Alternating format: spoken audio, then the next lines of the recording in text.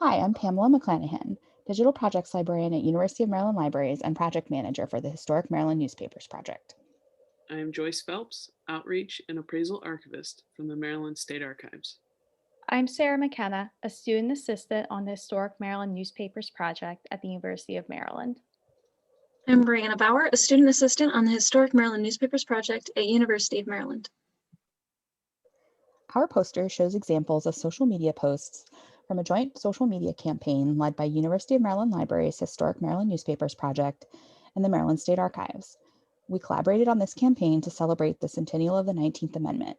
The campaign invited cultural heritage institutions to highlight their collections related to women's suffrage in Maryland during the anniversary week of the ratification of the 19th Amendment, and post on social media with a unique hashtag. A special emphasis was placed on historic newspapers. We invited others to participate through advertising on a statewide listserv for cultural heritage institutions and social media, and we had over 10 institutions join us on multiple platforms. The University of Maryland Library's Historic Maryland Newspapers Project shared headlines, illustrations, and articles leading up to the 19th Amendment, especially from the Maryland Suffrage News, a newspaper written by and for women advocating for suffrage. This newspaper is being digitized by the Historic Maryland Newspapers Project for inclusion in the Library of Congress's online newspaper collection, Chronicling America. One of the most popular images from the Maryland Suffrage News reports on the 1914 suffrage pilgrimage through Western Maryland. The Maryland State Archives social media team researched events surrounding the women's suffrage movement in Maryland.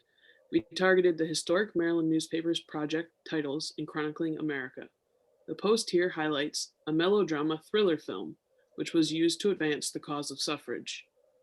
In other posts not seen here, we supplemented images from our collections. Unfortunately, one of the limitations of our campaign, as with any other examination of the past, was that documentation of African American and other minority perspectives have often not survived. The history of African American voting rights in America has a long legacy fought with racially biased obstacles that began prior to the ratification of the 15th Amendment.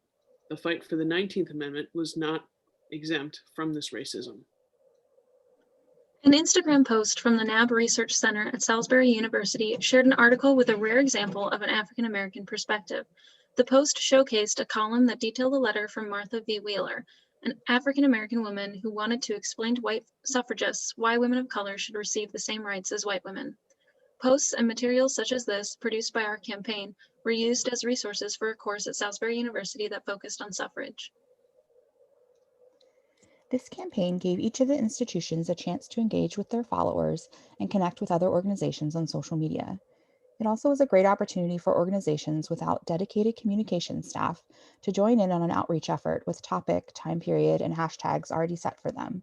And many institutions were looking for items related to women's suffrage to highlight for the centennial already. Together, the institutions participating in the campaign celebrated the centennial of the 19th Amendment, showing historical documents, articles, and images related to women's suffrage in Maryland, and the posts can continue to be viewed through the campaign's unique hashtags, Maryland Women Vote and MD Suffrage. Thank you.